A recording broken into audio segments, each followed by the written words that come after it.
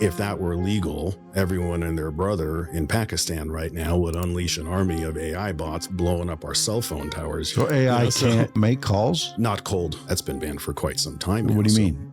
Mark Zuckerberg is listening to everything we're thinking all the time, right? Think about it. If you click on an ad on Facebook, what happens within seconds? Facebook is serving you 50 other ads just like it. AI is going to knock out some people, and it ain't going to be people using their hands. Home services are going to grow exponentially in the next 5 or 10 years, and I need to get in quick. If you want good salespeople, hire solar guys. Boom, you're making all kinds of dough. He went from $750 to like $2.3 million. Hallelujah. So for $1,500 a month, I could have somebody calling all day, setting me appointments. Why a call center?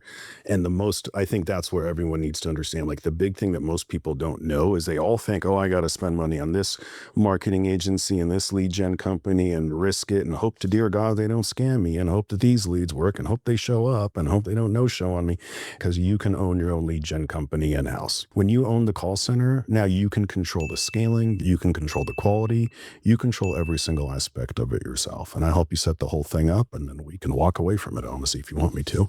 I'll hand you over the keys. That's it. You're off you go. Well, do you have any fear that you're going to be out of business soon? Because with these AI callers now, shit, dude, they're starting to sound just like a human being. Well, we're very, very fortunate. The FCC helped us out a bunch there because they banned that. Well, look at it this way. Like, it's way too easy to unleash a giant army of AI bots, right? And have them just start calling millions of calls to every single homeowner. If that were legal, everyone and their brother in Pakistan right now would unleash an army of AI bots blowing up our cell phone towers here with millions of... Your phone would be buzzing through your pocket right now, nonstop, lighting a hole in your pants. Our cell phone towers would light on fire because of so many goddamn calls that they would unleash on us trying to sell its cheap Viagra offers. So AI can't make calls? Not cold. It can't make outbound cold calls. So you have to use humans to do that. And that's a good thing. That's a good thing for marketers out there, because if AI were legal, like I said, it would destroy our phone systems. It would dilute the ability for you to actually make an effective phone call, because everyone's phone would be lit up off the hook with AI calls. So this is a good thing for marketers. It's a good thing because it means it will never be spammed to death with AI. It means you can only use real humans to do this. And that means it's naturally limited in scalability. When I'm going through discovery questions with a potential client, you're going to get a shitload of them on here, I'm sure.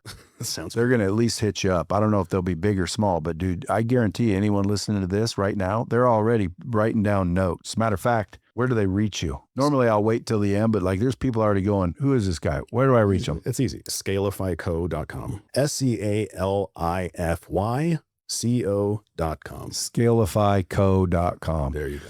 Yeah. So there's going to be people hitting you up for sure. Yeah. Because again, dude, if I'm a roofer, a plumber, electrician, HVAC, solar, real estate agents, I don't give a shit. Real estate if I need people to talk to, then I need a call center. Dude, when I started talking to real estate agents, because I had a whole family full of real estate agents and half my old buddies were all real estate agents. There's so many of them. They all want listings, right? Like real estate agents, very few of them want to be dealing with home buyers and dragging around in a car and having the wife go, I don't want a house that's not pink and I want one with 3 bedrooms, not 2 bed, right? They don't want to deal with that. They don't want to be driving people around. They want to deal with listings. They want to sell homes, right? Because that's easy, right? They can do that from their house. They don't have to be showing the house very much. They can have their assistant show up to the open houses. So they want listings. That is perfect for a call center. And we started doing that with real estate agents. That's going to be my next big focus right now, is just focusing on real estate agents. Number one, they can afford it. Not that it's even that expensive, because it's really not, but they can afford it because they make good money. The average real estate agent in the United States is making $13,000 in listing fees per sale. First, I have a little bit of questions. You got to train them a little bit. Well, one of the things that we do is we try to hire agents that are already have experience in your particular line of work. So if I'm an HVAC guy and I answer a call and they say, hey, so-and-so from Bradley's HVAC, can I set up an appointment to have your HVAC looked at? They might say something like, I have a Train model 1720. It's making noise. Can you? I admittedly am not the expert on Train models, in fact, but what I will do is I'll have the consultant come out and answer all those questions for you. Yeah, see, who trains them that? You do. Right. And that's easy to do, right? You got to have people be confident enough to say, I don't know, I'm not the expert in that. But guess what? The guy I'm going to send to your house is. So we'll answer all those questions for you, no problem. How does tomorrow or the day after work for you? You free typically in the mornings or in the afternoon? So do you have obviously better setters than other ones? Yeah, the training is like the number one thing. Look, I'm not trying to sell someone anything, right? I think that's an important thing if you're watching this show right now. This is not me. This is not a pitch fest. This is not me trying to sell you on a call center. You can do it yourself. Obviously, I'm saying that a little bit cheeky, right? Like it's hard to do. I'm not trying to make it sound like it's super simple. When I first started running my first call center, Jesus, man, I'll just tell the audience, I probably lost damn near $250,000. I hope I hope my wife isn't watching this. Is she gonna watch this? I'm so fucked. I don't know. She probably will. I'm so fucked if she She watches probably this. will. She DMs me all the time. Fuck you, Brad. This fucking guy. Cut the recording.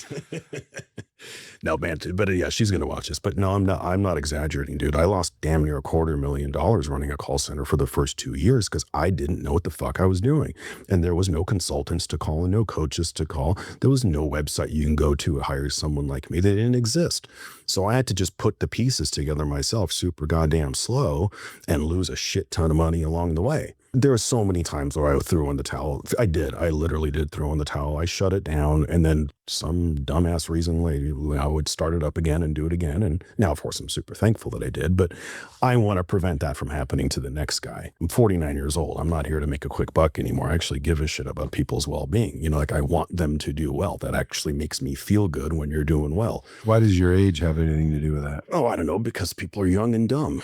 The data that I give you to call is opted in. It doesn't necessarily have to be opted in. So that also kind of it just depends on who you're calling and what you're calling for. So that's well, like one time I say, for example, hey, if anybody wants to buy a ticket to my event, hit the website and put in your number and blah, blah, blah, blah, blah.